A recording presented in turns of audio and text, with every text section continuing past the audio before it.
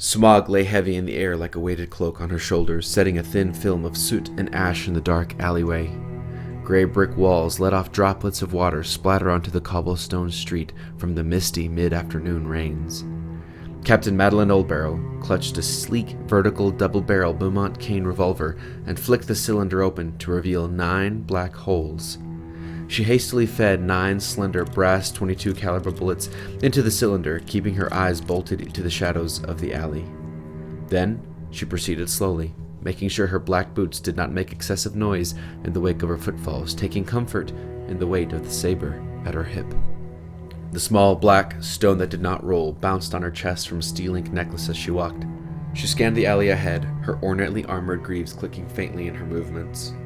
A sharp scream broke the solitude ahead and made her catch her breath. She turned her head slightly to her hawk agents.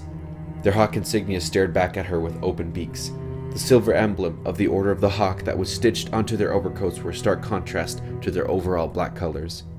Lieutenant Elisha Abnett, her second in command, stared at her beneath his bushy white eyebrows. His whitish yellow mustache blew back and forth as he drew breath, made uneasy by the task at hand. Madeline squinted her eyes to the end of the alleyway and raised her weapon.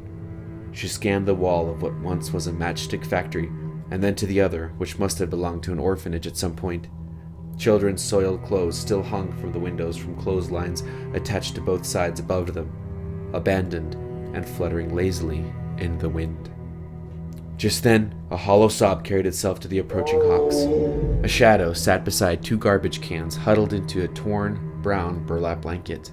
His thin and crooked arm slipped through a hole in the blanket, and he held his hand up, trembling uncontrollably. His fingers were oddly bent, and the skin from his yellow fingernails had been peeled back.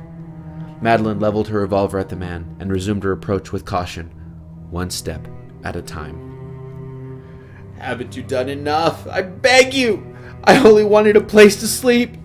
Please don't send me back! His voice was cracked, and his twisted arms were covered in black boils. By order of the Hawk and Archduke Blackmore IV, I, Captain Madeline Oldbarrow, place you under arrest for intruding upon an unblemished precinct, she commanded. Tell me where you broke in from. Oldbarrow? I know that name, but it doesn't belong to you. No, you're the Red Crow. The Red Crow has come to kill me! The man spit in surprise as he said the name and began to laugh from beneath the flea-ridden blanket. His cackles broke the sullen stillness of the street. The arm slipped back into the blanket, and before Madeline realized, the man rushed from between 2 garbage cans out into the open. Only he wasn't a man. A naked woman with tangled marble white hair and boils covering her pale white body leapt onto the walls. Madeline's jaw dropped as the woman scaled the blackened brick with incredible ease, as if she were a spider. A gunshot blast rang in her ears as a bullet whizzed overhead. The bullet hit the woman's leg, and she screamed, but she did not slow down. Cease your fire! We don't want our putrid blood on the streets! She shouted, whipping around to identify the agent who fired the round. Idiot, said Elisha, turning around and slapping the cadet in the back of the head, knocking his kepi cap to the ground. Madeline turned back to see the rot as she disappeared over the top of the building. Mark this spot for cleansing, cadet, and stay here. Lieutenant, take McLeary, Randall, and Lawlin to the Empire quarters. I want the quadrant gate sealed off. Shoot anything that tries to cross. Walnut, you're with me. We will not lose one more street to this plague. Aye, Captain, said Elisha with a short nod, and the cadets carried out her orders at a brisk pace. A slight drizzle began to fall over the mud streets and brick buildings like crystalline sleet. Madeline wiped sour moisture from her face with her sleeve and quickly walked along the length of Banham Street. The city street was barren, save for a man prodding his horse with a cart full of steel garbage cans. She sniffed the air and then drew her revolver, pointing her weapon to a building taller than all the others on Banham Street. It was painted with black tar, and the windows were boarded up with crooked, rusty nails poking from the ends of the boards. The words Medicine Board of Empire stood out in large white paint above the door. She's in there, whispered Madeline. How do you know that? Walnut said, his thick Coalville accent dripping over his mouth. She's shot. If she were to continue running, she would leave a trail for us to follow. No, she's hiding, Madeline said, licking her lips and pulling the hammer back on her revolver. Break it down. Walnut took one look at the door and charged through it, bursting it to splinters. The door was old and the wood rotten, easily giving way to the large man. She stepped through with revolver raised. "Stick close to me, Walnut. If she rushes..." "No need to worry on that count, Chevalier." He brushed splinters off his black overcoat and unsheathed his saber. Satisfied, Madeline proceeded into the abandoned medical facility that once housed the city's most respected physicians and medical experts. A few picture frames hung crookedly on the rotting walls as wallpaper was peeled by torn strands. The eyes of the men in tight white lab coats depicted within the frame stared darkly at her. Dust hung like a thin sheet in the rays of sun poking through the window. Medical papers were strewn across the floorboards, crusted like dried leaves. She trained her revolver on the staircase leading up. There must have been a leak in the ceiling, for the sound of a constant drip of trickling water echoed above. The wooden steps were damp from the afternoon's drizzle. Nothing else moved or gave off sound in the building. A flash of doubt shot through her mind. Did I choose the wrong building? Madeline chewed her lip and began to walk up the stairs. Suddenly, a pale face with a white tangle of hair peeked over the top of the staircase and then withdrew rapidly back into the shadows. "Halt!" Madeline shouted with as much surprise as relief in her voice. She bolted up the stairs, careful to jump over a broken step. Walnut did not see it. She turned to a loud crash of wood breaking behind her. Walnut lay at the foot of the staircase staring at her in horror. Bone pierced his left pant leg. His saber lay on the wooden floor beside him. He was lucky he didn't stab himself with it. "Go!" he said through clenched teeth. "Eradicate that rot!" She steeled her jaw and ran up to the second floor and saw the white ass of a rot. The bare-festered woman jumped over a hospital bed and ran up to the next flight of steps. "I said halt!" She pointed above the rot and squeezed the trigger, firing 2 rounds at once. The woman ignored the warning shots and raced up to the 3rd floor. Madeline cursed, jumped over the hospital bed, and rounded the staircase to the next floor. Madeline nearly tripped at the roar of a shotgun above her, and she steadied herself by the staircase railing. Someone else was in the building. She held her breath and whipped her revolver into an empty wide room and saw a man standing over the rot with smoking shotgun, reloading his weapon. "Don't move, by order of the Hawk!" shouted Madeline, clenching her teeth. Startled, the man turned and fired his shotgun at her. The blast threw her against the staircase rail as buckshot pierced her shoulder. The man, in a combination of horror and shock, let the shotgun fall from his hands and held his arms up in utter panic. "Oh no, please forgive me, you startled me, Captain, please, don't shoot me, I have a family," pleaded the man with tears in his eyes, holding his hands up even higher as he knelt on the ground.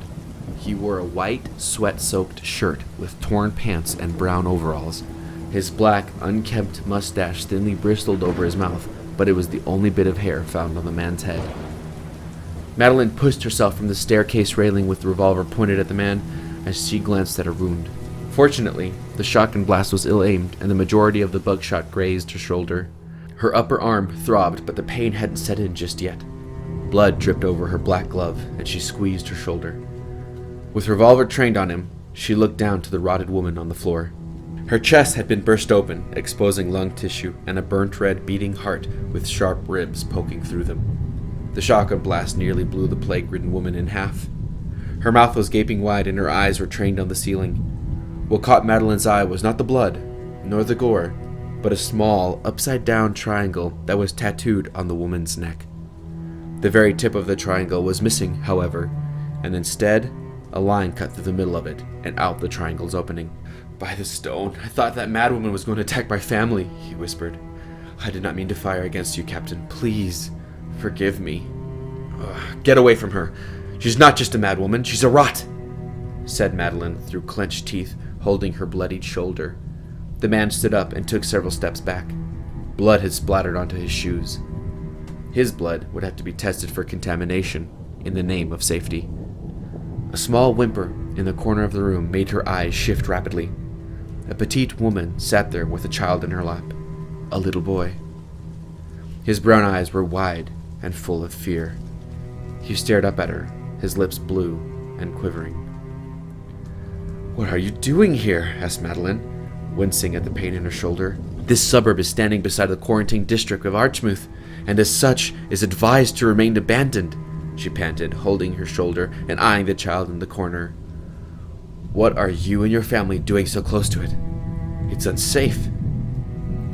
Lord Whitten of Langdale seized my gun shop and said my family and I had to leave. We've nowhere to go. We had no choice. I thought, this being the medicine board, there might be something worth salvaging. Suddenly, a whisper blew over her neck as if someone were right beside her. She whipped her revolver to the sound, but there was no one behind her, yet a tingling feeling danced on her neck that wouldn't go away. Then, a soft growl emanated from the rot's corpse. Madeline slowly turned, and she aimed her weapon at the body as it began to convulse and twist. The rot's eyes darted to her, and a smile crawled onto her face. Madeline's mouth dropped open. The pain in her shoulders seemed to evaporate. Stay still. Don't get back up, Madeline said, but her words came out as no more than a whisper. She pulled the hammer of her weapon back, but her hands suddenly felt like they had rust in her joints. The rot, with bloodied ribs poking from her body, rolled over, and she twisted her head abnormally. Like a marionette, and with stunning speed, the rot grabbed the shotgun on the floor and darted behind the man, putting the barrel of the weapon to his head. The man, just as shocked as Madeline was, raised his hands once more and began to whimper as the woman in the corner picked the child up in her arms and screamed. The rot pulled the man into a dim corner and held him there. Her eyes and sharpened teeth seemed to glow white in the shadow of the dark room. Madeline found her voice and the movement in her hands. She pointed her revolver at the rot. "Let him go," she said, her hands shaking. She didn't know if it was due to the wound in her shoulder or having witnessed the supernatural display, but she felt dizzy and struggled to maintain her concentration. "I want to live. Why can't you understand that?" cried the rot, trembling. "The plague is what does that, isn't it? Keeps you living when by all rights you should be dead," said Madeline, taking a step to the rot. "I've never seen that before." "Come no closer, Red Crow. I've heard the stories about you. You've hunted and killed more of us than any hawk in Abberwall. Our blood rests on your head, cursed though we be," spat the rot, trembling and laughing. "I said let him go," commanded Madeline. "That's not gonna happen. I will not risk you infecting this precinct." "And what will you risk, Doorbell? This innocent man's fucking head?" Madeline aimed at her, but the rot moved behind the man with a cruel laugh, holding the shotgun steady against his ear. "You see, our fates are intertwined, Red Crow," said the rot, then pointing to the odd semi-triangular tattoo on her neck. "I'll have nothing to do with you," she spatted back. "So you say, but that's not true, is it? Who can say what the future holds? The cold night is on the rise. What will you say when darkness descends upon us all?" "Abberwall will not fall." Madeline took a step to the rod, attempting to get a good angle on her. "I said stay away!" she screamed. "You will let me go, or this man buys it!" The man looked at Madeline, and his face turned to horror as he understood the look in her eyes. There was too much at stake. "Please, don't," he pleaded. "I'm sorry," whispered Madeline. She squeezed the trigger. The bullet pierced the man's chest and hit the rot behind him. The rot screamed and pulled the trigger of the shotgun, splattering the man's skull and brain matter to the wooden floorboards. Pieces of bone and drops of blood splattered onto the woman and her child. The man's body fell, lifeless and headless, in a heap of flesh. The woman in the corner screamed again, and the rot darted to her and the child, but this time, Madeline was ready. In one swift motion, she drew the saber at her hip, the sharp steel edge gleaming, and leapt across the room.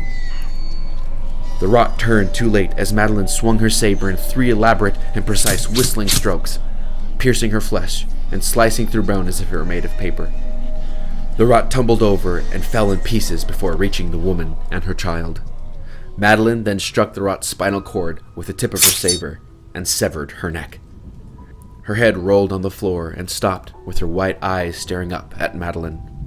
They blinked once and then remained still with a cruel smile etched on the head's deadened face. The body twitched, but did not get up again.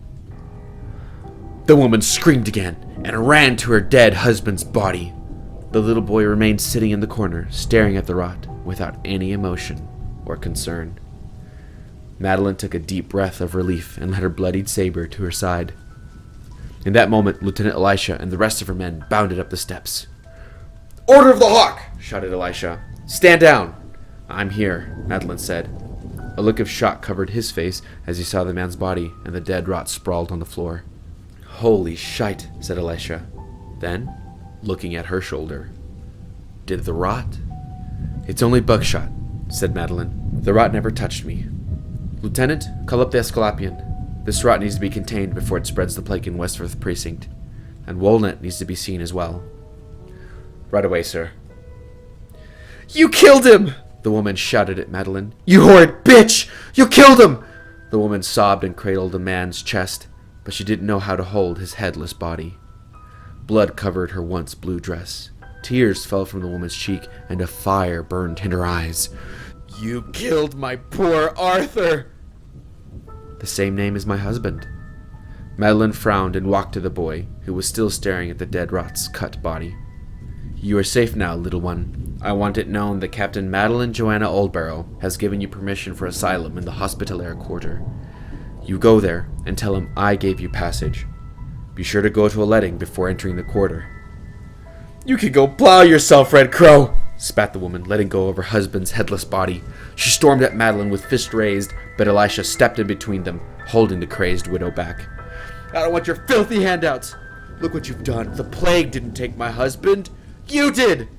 Damn you! And damn the Order of the Hawk! Everyone knows you killed more people than the plague ever did or ever will! How many more of our lives will you claim before you are satisfied? The cold night is upon us indeed, yet the real plague in Abberwall is you, paranoid bastards!" Elisha slapped the woman's face hard, sending her to the ground. "Stop! "Do not hurt her," ordered Madeline. "Captain?" he asked. "Get this woman and her child to a clinic. Make sure they are sent safely on their way to wherever they desire," whispered Madeline. "What will you do with him?" asked the woman, pointing to her husband. "He will be incinerated at Mirkwell Bay as custom of disposing rots," responded Madeline, unable to look the woman in her eye.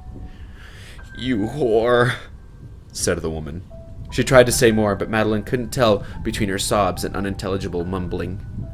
Elisha turned the newly made widow around and pushed her towards the stairs. Suddenly, the fight in her died, and she allowed herself to be led away meekly, like a lamb. "She's in shock. Make sure the Esculapian inspects her," said Madeline, clearing her throat. She looked back at the boy. He was staring up at her. Without saying a word, the little boy stood up and walked past them to follow his mother. "What shall I put in the report, sir?" asked Elijah, raising one eyebrow. "This was a necessary death. Had the rot been given the chance to get away, we might have lost this precinct," said Madeline, inspecting her wounded shoulder. "I, Captain Madeline Oldbarrow, made a choice that helped preserve Wesworth, and in turn, Abberwall. Send that statement to the papers and have it printed on the morrow." "It couldn't be helped, Chevalier. You did what was best," said Elisha. Madeline stared at the body of the rot lying in bloody pieces beside the dead man. "The rot called me Doorbell." "Doorbell?" Elisha glanced at the carnage. "What kind of name is that?" "Back then, the children of the academy used it as a nickname when they tried to get a rise out of me. It's another way of saying teacher. That or nincompoop." "How would the rot know that? Perhaps she was one of your students?" "She's the right age," whispered Madeline. The Esculapian had arrived. He was thin and wore a tar-black trench coat and had a beak-like silver gas mask, moving like a phantom into the room, barely making any noise. He began to clean up the blood on the floor with a bucket of strong cleanser and a hand brush. The cleansing chemicals emitted a nearly blinding odor that burned the nostrils. Madeline hushed her voice as she leaned in to her lieutenant. "I think you and I have a bigger job to complete, Mr. Abnett. For example, how did this rot enter our precinct? Do you know what could happen if the plague was found here?" asked Madeline. Elisha's bushy white eyebrows flew up. "We could lose Westforth." "Westforth, the last precinct," said Madeline. She closed her eyes and rubbed the tingling feeling on her neck. "Abberwell would be completely damned then. I will not let that happen." "Aye, sir," said Elisha, bowing his head. "I don't understand how she made it through, however. Our walls are reinforced and manned every hour on the hour. Our sewers are blocked completely. I don't see any wings on her. So I know she didn't fall from the sky. Do you think maybe she succumbed to the rot inside the precinct? Madeline shook her head. It was impossible to come from within, wasn't it? I want the rot's body stitched and brought to the morgue for further inspection, said Madeline. Write the report. I have a letting appointment. Oh? Asked Elisha. That's right. Even the Red Crow must have blood drawn.